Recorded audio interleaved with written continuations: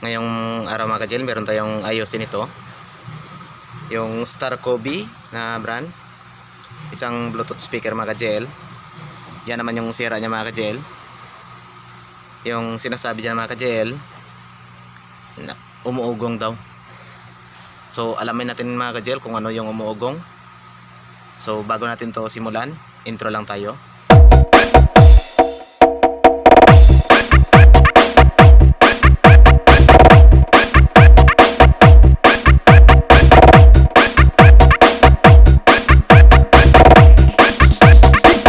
DJ Kian Remix.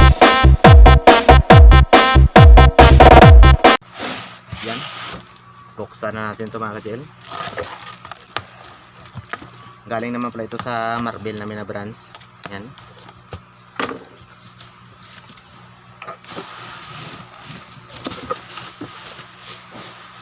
Bali, 2 piraso siya mga ka-gel. Ang laman.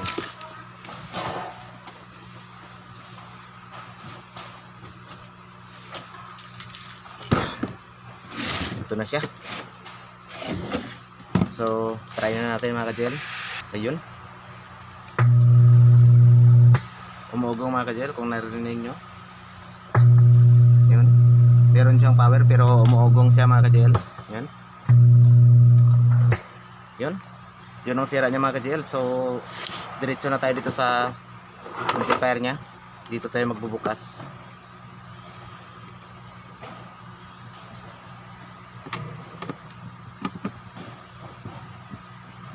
Sigurado pag mga ganito mga ka-gel, yung amplifier nito mayroong sunog. Huwag naman sanang masyadong malala mga ka-gel, para maayos pa rin natin. Kasi kung masyadong malala mga ka-gel, madami ng sira, baka wala tayong mapampalit na pisa. Kasi maliit na yung pisa natin dito na mga stock. So shout out pala dyan kay Ariel Tadio, kay Joan Amit, kay Dinis Sunaho, kay Power TV, at kay Miss Jandi Pano. Yun mga ka-gel. Ito ng loob mga ka-gel.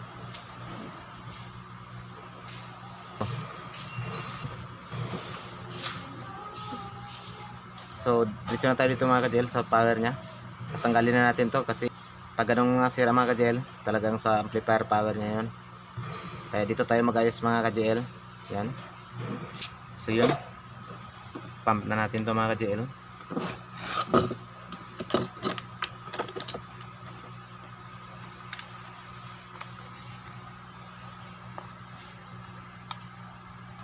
Yan, sana nakita nyo.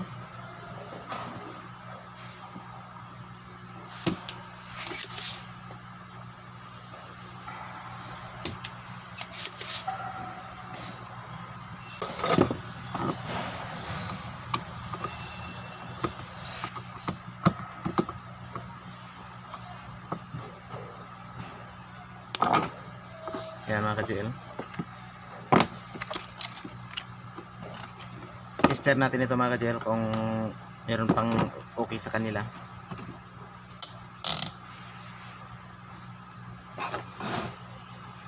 Yung tester natin mga ka-gel, lagay natin sa times 10. Yan. Hanapin natin yung base dito mga ka-gel. Yan, sundan nyo yung ginagawa ko. Ito. Dito yung base mga ka-gel. Collector dito, emitter dito. Ito tayo sa kabila.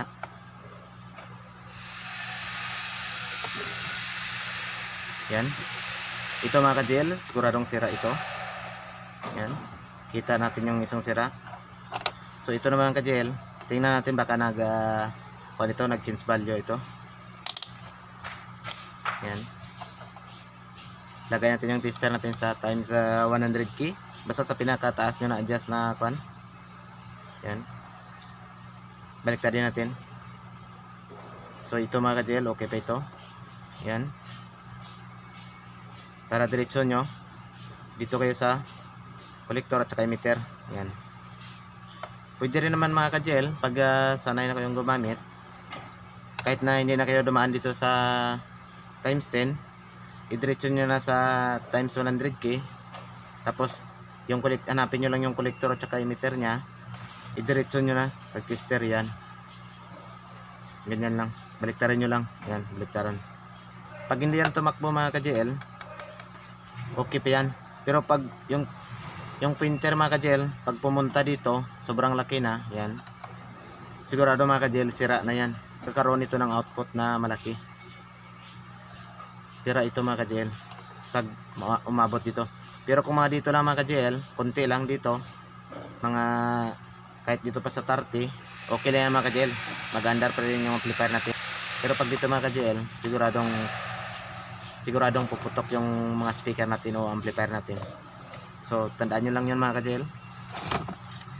Ang susunod naman natin mga ka-JL, itong resistor nya, nagiba na yung kulay. Yan, i-check rin natin ito mga ka-JL. Tapos meron na akong tips sa inyo mga ka-JL. Pag mga ganitong sira yung umuugong, wag lang basta-basta sa power kayo mag-check. Kailangan i-check nyo rin yung mga driver nito.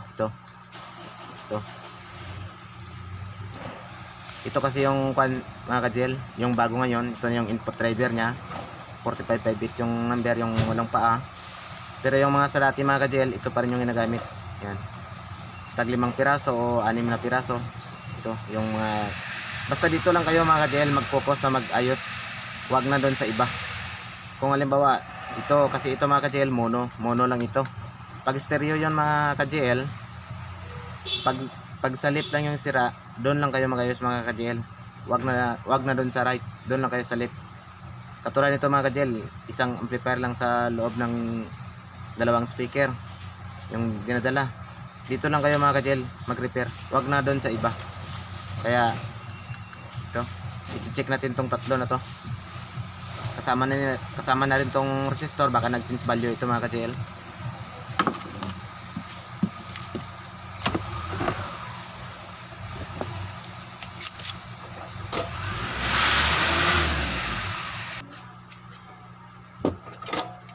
So tanggalin na natin tong tag-iisang paa lang mga ka-JL para ma-test talaga natin siya ng maganda. Yan.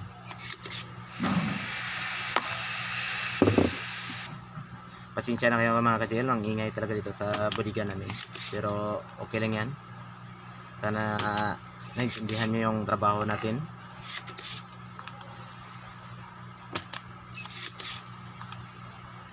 Sa akin mga ka-JL, pwede rin 2 pala yung tanggalin nyo dito sa transistor. Tapos dito nyo na mismo i-tester sa board. Yan.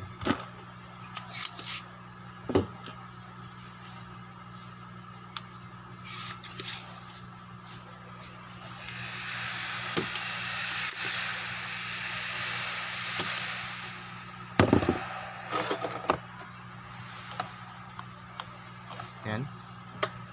Hanapin natin yung base niya mga ka-JL. Diretso na tayo dito sa times 100k. So ito yung isa mga ka-JL, tester natin.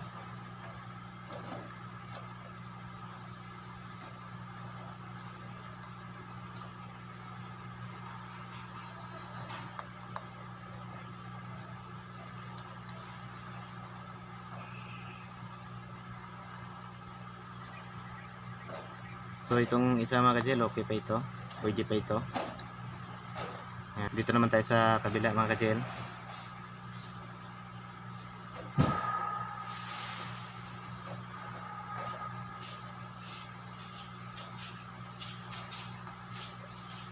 Yan, okay pa ito mga ka-JL. Ito naman tayo yung sa isa.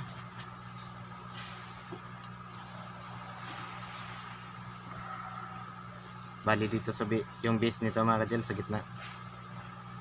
Kaya dito tayo sa emitter lang at saka collector. Yan. Yan, okay naman siya mga ka-JL.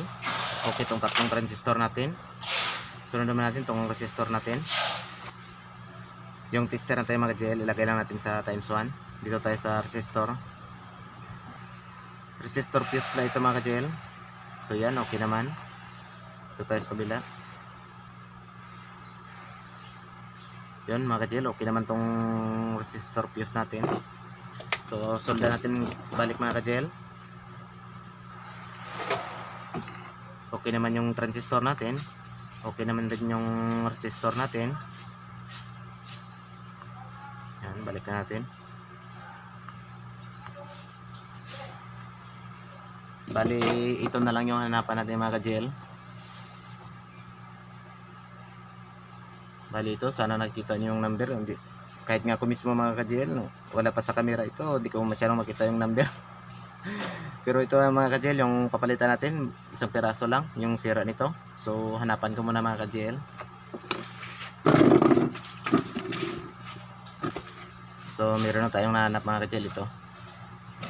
Meron tayong stock nito. Change na natin. Ito lang, isang piraso. Sana nasundan nyo yung paano natin i-tester tong power mga ka-GL, at yung mga driver nya at pre-driver. Yan. Parang maluwang ata mga ka-GL yung bolt nya, hindi siya mapaigpitan. Hanapan ko muna ng kuan mga ka-GL, yung magandang bolt. Kaya siguro nasunog ito kasi hindi siya masyadong nakadikit sa heatsink. Kasi yung bolt nya parang lumuluwang na.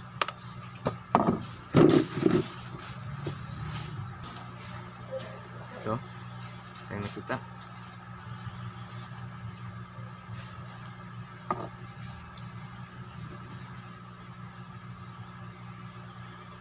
Yan, parang sobrahan na naman nata ng higpit mga ka-GL. Pero maganda na ito mga ka-GL para talagang dumikit yung kan, yung IC natin sa kan heatsink nya.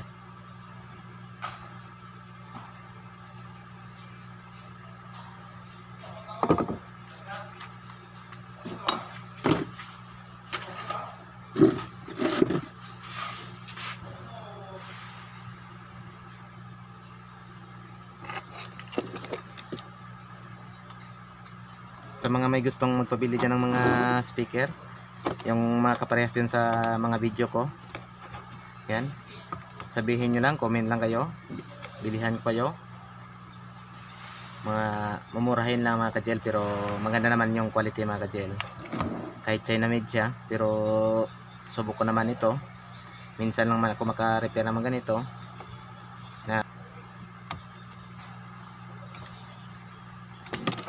Yan, tapos nating malagay, solda na natin.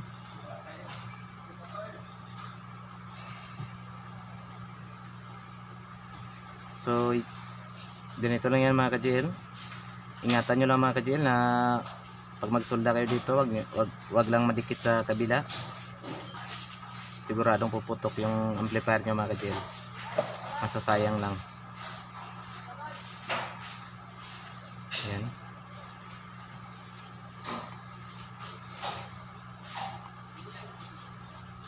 So yan, linisan natin mga ka-GL. Itong panglinis ko pala mga ka-GL is yung lacquer thinner na Mayon yung brand. Maganda ito mga ka-GL, tingnan nyo lang. Parang bago na mga ka-GL. So yun ang sikreto ko mga ka-GL sa panglinis. Yan. Okay na mga ka-GL. So try na natin.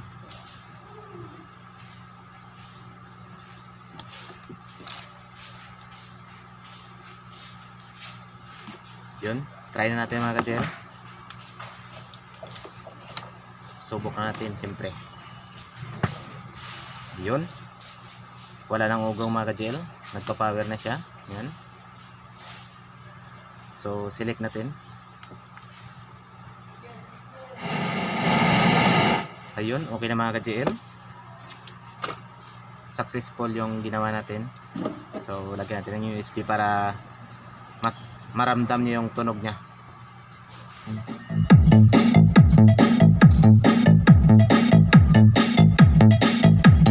DJ Harold 2K19 Remix. Tawag lagbalik kay nagbubaylig pami.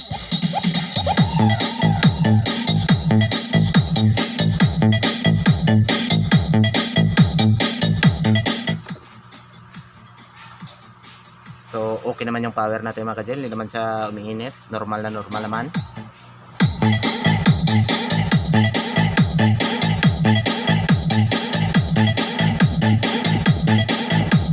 Basta Volley Beat Mix Club Idol. So yun lang mga ka-gel, sana may nagustuhan kayo sa video natin. Sana wag niyong kalimutan mag-subscribe sa channel ko. I-hit nyo na rin yung notification natin yan para updated kayo sa mga bago nating videos. At saka kung nagustuhan yung video natin mga ka-gel, like, comment, and share naman mga ka-gel. So yun lang mga ka-gel, maraming salamat, sana may natutunan kayo. So susunod naman natin ng mga video mga ka-gel.